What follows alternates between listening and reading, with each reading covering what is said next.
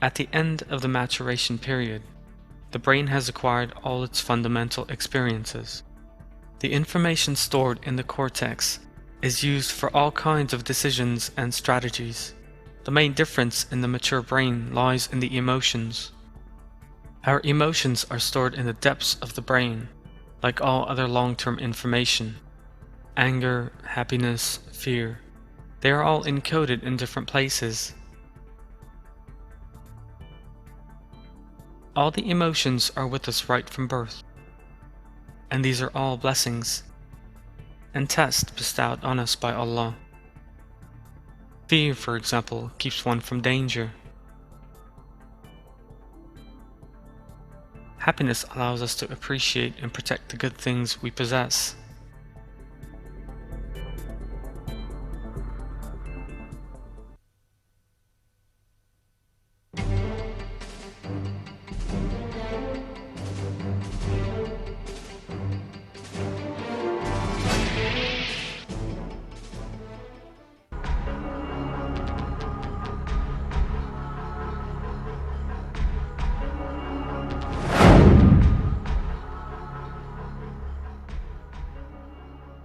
The information reaching us through our sensory organs are turned into electric signals after a long series of processes and interpreted in the relevant parts of our brain.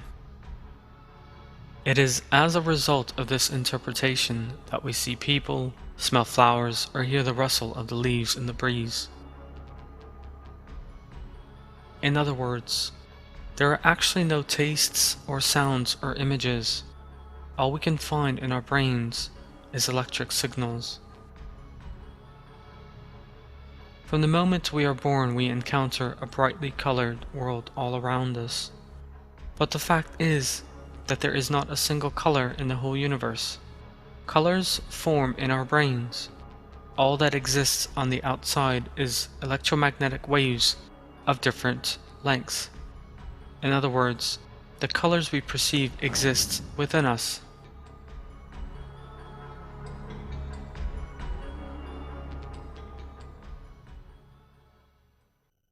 We can never know the true nature of matter. Is it as we see it? Is the green of a leaf the same on the outside? So what is the conscious entity that watches the images shown to it in the darkness and silence inside the brain, and is able to think, draws conclusions, and makes decisions? It is obvious that it is not the brain, made up of water, lipid, and protein, and unconscious atoms, that perceives all this and is responsible for consciousness. There must be a very different entity beyond the brain.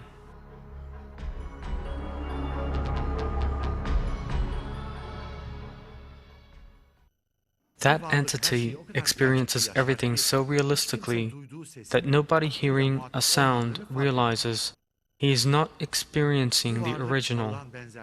That entity is the soul, created by Allah with the sublime knowledge. Brain is just a tool by which the characteristics of the soul emerge.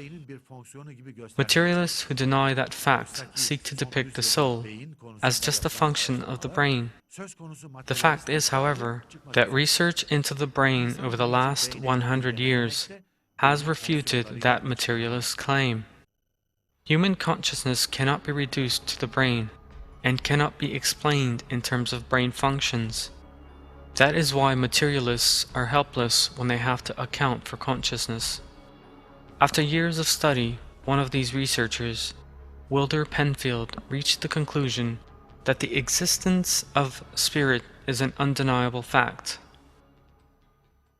After years of striving to explain the mind on the basis of brain action alone, I have come to the conclusion that it is simpler and far easier to be logical if one adopts the hypothesis that our being does consist of two fundamental elements, brain and mind, or soul.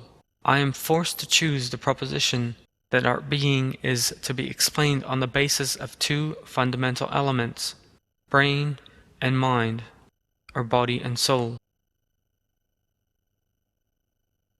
This fact, arrived at by scientists, is nothing other than another way of expressing a reality revealed by Allah in the Quran 1400 years ago. Allah revealed that He creates human beings together with the body and then breathes a soul into them.